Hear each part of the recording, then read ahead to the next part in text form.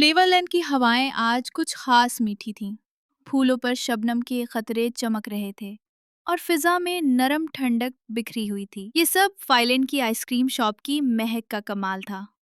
Shop का नाम था फैलन करीम हाउस। हर सुबह जब सूरज की पहली किरणें झांकती, फैलन अपने जादुई चम्मच से बर्फ को गोलाई में घुमाती, कौसो कज़े की रोशनी से जायके निकालती और हर जायके को बादल के नर्म झालरों में लपेटकर खास आइसक्रीम बनाती। दोपहर को पहली परी आई, फ्लेवरा, गुलाबी लिबास में खुशबू की परी।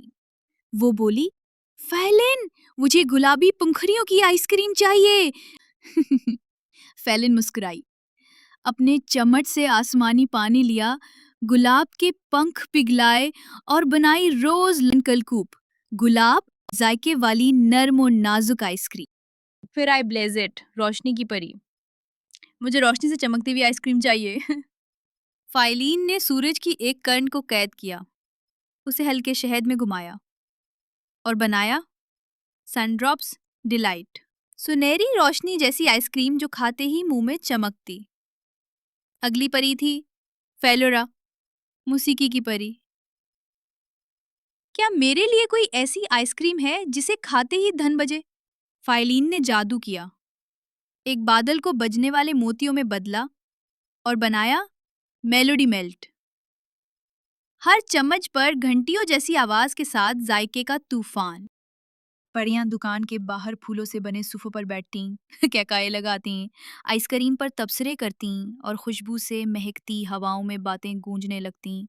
दुकान जगमगा रही थी, हर कोने में नया जायका, हर रंग में नया एहसास और हर आइसक्रीम में एक नई कहानी थी। कोने में फ्रीजलैंड चिप चॉप देख रही थी।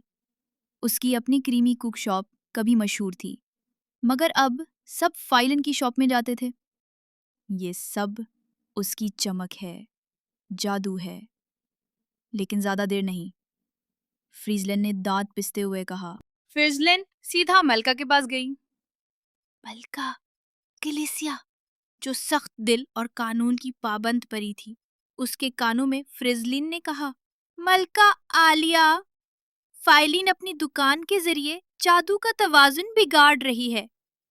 ये खतरनाक है।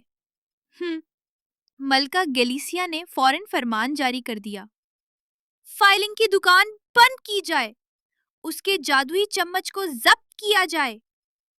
अगले दिन फाइलिन जब अपनी दुकान पर पहुंची तो वहां बर्फ के मुहाफिज खड़े थे। वो खामोशी से उसका चम्मच ले गए।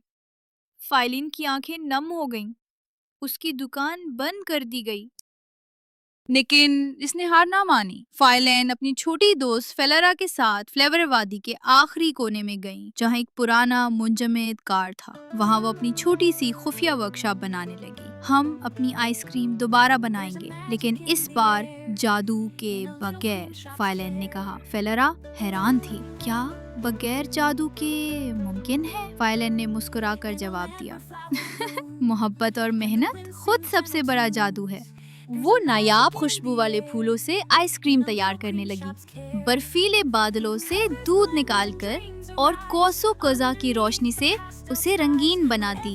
कुछ दिनों बाद वादी में एक नई महक फैलने लगी, दिल को बहलाने वाली पुरानी खुशी जैसी। परियों को समझ आ गया, ये फाइलिन की आइसक्रीम है, लेकिन पहले से भी ज्यादा खास। मलका ग्लेसिया के दरबार में खुद उसकी पसंदीदा मशरूब का जायका बदला हुआ मिला। उसने हैरत से पूछा, ये किसने बनाया?